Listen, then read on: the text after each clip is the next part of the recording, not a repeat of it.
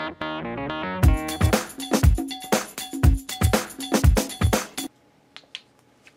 guys, Alicia here from Duet Cosmetics. I got my camcorder finally on Friday. It was delayed due to all to the snow that we got last week, but it's finally here. And I decided that my very first video for you guys for 2015 is going to be a brush care routine. A lot of people ask me how to clean the brushes, and they have general concerns about the brushes, you know, as they age and as they get older. So I'll address some of those. This is just going to be really quick. It's going to be just a way for you guys to see how I clean the brushes. You can use pretty much anything you have on hand. In a pinch, dish detergent works nice.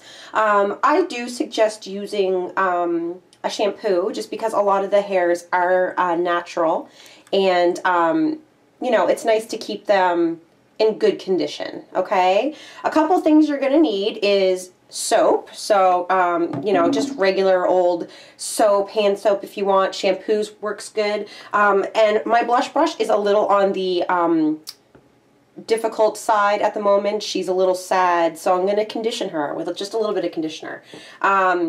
Basically, I tell people the natural hair brushes, you can treat these just like you treat hair. And you got to think, the older they get, the drier they get. If you don't give them a deep condition every now and then you're going to get breakage and you're going to get little hairs in your face. How you clean your brushes, use your brushes, and store your brushes is going to inevitably prolong or shorten the life of your brush.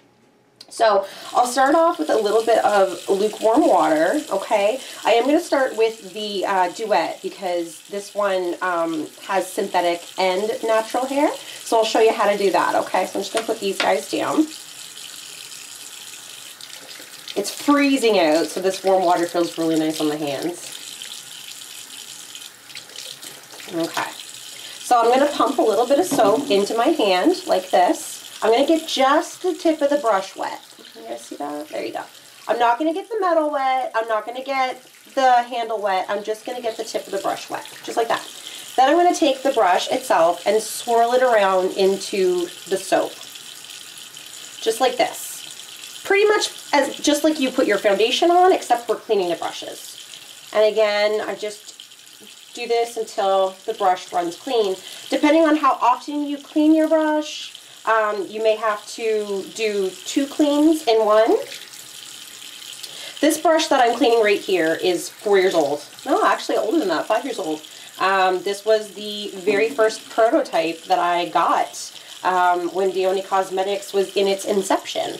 So again, this goes to show you that if you treat your brushes really nicely, then you're going to be able to have them for a long time. All right. So again, swirl it around. The brush is coming out pretty clean.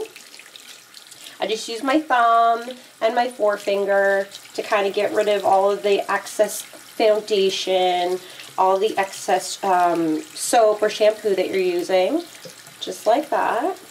Then I'm going to use my ring finger, or sorry, my index finger and my thumb, and just squeeze it, just like that. Okay? Now, a lot of people ask me, is it normal for your brush to shed? Yes, it is normal. I don't know if you can see that, but there is hairs on this brush. These are natural and synthetic haired brushes, and they're bound together in this part right here with glue, okay? So as they age, they will shed a little bit. And mostly it's just breakage, it's just hair breakage. And if you start to see a lot of black hairs breaking, then that means it's time to condition. So then what I do at this point is I take it over here. Here we go. Nice lovely little bathroom. And then I lay it flat to dry. Ideally, you should try to have it on an angle like this so that the water runs right out. But if you can't do that, then laying it flat is best, okay? So now, just a second here, let's go back. All right, now we're going to do the blush brush. I'm going to show you how to condition that. So, getting it a little wet, a little bit of shampoo or soap, whatever you have, clean it. Now, this one isn't going to be as dirty as the foundation brush because you're basically just using the tip of the blush brush. There really shouldn't be any product built up on the inside of the brush. That means you're kind of using it a little wrong.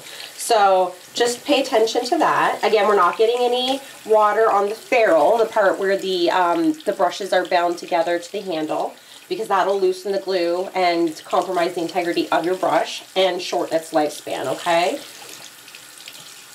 All right, now what I'm going to do, see, so I'm just going to get a tiny bit of conditioner.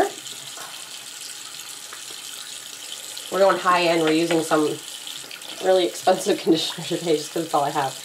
And I'm just softening it together, really working it in, because this guy, you know, I probably haven't conditioned him in quite some time, so she's a little sad.